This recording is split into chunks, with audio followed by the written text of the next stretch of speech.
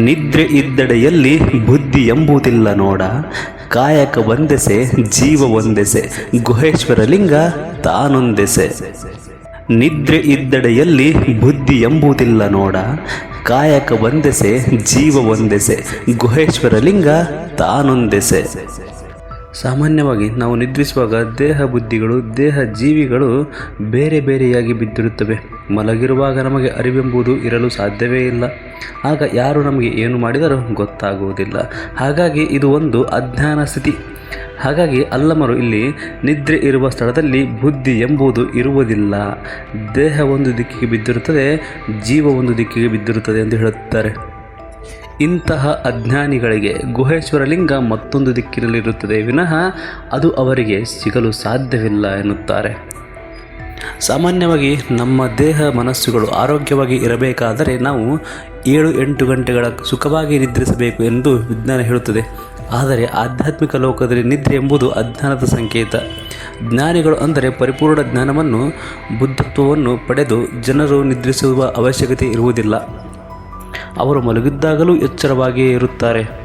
ಬಹುತೇಕ ಪಕ್ಷಿಗಳು ಪ್ರಾಣಿಗಳು ನಿದ್ರೆಯಲ್ಲೂ ಕೂಡ ಎಚ್ಚರವಾಗಿ ಇರುವುದಿಲ್ಲವೇ?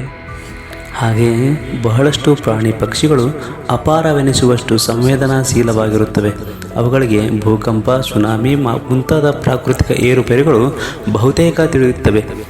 ಅವುಗಳು ತಮ್ಮ ಕಿವಿ ಮೂಗುಗಳಿಂದ ಮನುಷ್ಯರು ಗ್ರಹಿಸಲಾಗದ ಎಷ್ಟೋ ಸಂಗತಿಗಳನ್ನು ಗ್ರಹಿಸುತ್ತವೆ. ಆದರೆ ವಿಜ್ಞಾನದಲ್ಲಿ ನಾವು ಎಷ್ಟೇ ಮುಂದುವರೆದಿದ್ದರೂ ನಿದ್ರೆಯ ಕಾರಣದಿಂದಾಗಿ ಈ ರೀತಿಯ ಅರಿವು ನಮಗಿಲ್ಲದೆ ಅಜ್ಞಾನಿಗಳಾಗಿಯೇ ಉಳಿದಿದ್ದೇವೆ. ನಮ್ಮ ದೇಹ, ಜೀವ ಹಾಗೂ ಅರಿವುಗಳು 3 ದಿಕ್ಕಿನಲ್ಲಿ ಅಸ್ತವ್ಯಸ್ತವಾಗಿ ಬಿದ್ದಿರುವುದನ್ನು, ಅವುಗಳ ಮೇಲೆ ನಿಯಂತ್ರಣ ಸಾಧಿಸಲಾಗದ ನಮ್ಮ ಅಸಹಾಯಕತೆಯನ್ನು ಇದು ಸೂಚಿಸುತ್ತದೆ ಎಂದು ಅಲ್ಲಮರು ಇಲ್ಲಿ ಹೇಳುತ್ತಿದ್ದಾರೆ. ಅನ್ನವ ನಿಕ್ಕಿ ನನ್ನಿಯ ನುಡಿದು, ಅರವಟ್ಟಿಕೆ ನಿಕ್ಕಿ ಕೆರೆಯ ಕಟ್ಟಿಸಿದರೆ, ಮರಣದಿಂದ ಮೇಲೆ ಸ್ವರ್ಗ ಉಂಟಲ್ಲದೆ ಶಿವನ ನಿಜವು ಸಾಧ್ಯವಾಗದು, ಗುಹೇಶ್ವರನರಿದ ಶರಣಂಗೆ ಆವ ಫಲವೂ ಇಲ್ಲ.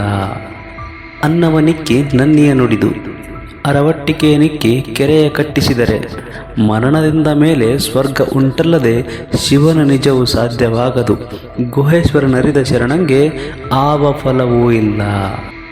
ಕೆಲವರು ಸಮಾಜ ಸೇವಾ ಕಾರ್ಯವನ್ನು ಮಾಡುತ್ತಾ ನಾನು ದೈವವನ್ನು ದೊರಕಿಸಿಕೊಳ್ಳುತ್ತೇನೆ ಎಂಬುದು ಸಾಧ್ಯವಿಲ್ಲ ಎಂಬುದು ಅಲ್ಲಮರ ನಿಲುವು.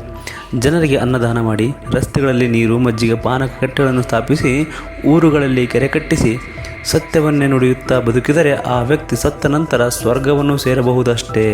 ಆದರೆ ಇದರಿಂದಲೇ ಶಿವ ಸಾಕ್ಷಾತ್ಕಾರ ಪಡೆಯಲಾಗದು.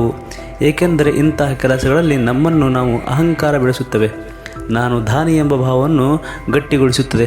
ಆದರೆ ಗುಹೇಶ್ವರನನ್ನು ಅರಿತ ಶರಣನಿಗೆ ಯಾವ ಫಲವೂ ಸಿಗುವುದಿಲ್ಲ, ಸ್ವರ್ಗದ ಆಶೆಯೂ ಇರುವುದಿಲ್ಲ ಎಂಬುದು ಅಲ್ಲಮರ ವ್ಯಾಖ್ಯಾನ. ಯಾಕೆಂದರೆ ಗುಹೇಶ್ವರನನ್ನು ಅರಿಯುವುದೆಂದರೆ ನಾನು ಎಂಬ ಭಾವ ಸಂಪೂರ್ಣವಾಗಿ ಅಳಿದಿರುವುದು, ಗುಹೇಶ್ವರನಲ್ಲಿ ಲೀನವಾಗುವುದು ಎಂದರ್ಥ. ಅವನಲ್ಲಿ ಲೀನನಾದರೆ ಅಥವಾ ಅವನೇ ನಾನು, ನಾನೇ ಅವನು ಎಂಬಂತೆ ಆದ ಮೇಲೆ ಫಲದವನ್ನು ಕೇಳುವ ಪ್ರಶ್ನೆಯೂ ಉದ್ಭವಿಸುವುದಿಲ್ಲ. ಸೊನ್ನಲಿಗೆ ಸಿದ್ದರಾಮರಿಗೆ ಹೇಳುವ ವಚನವಿದು.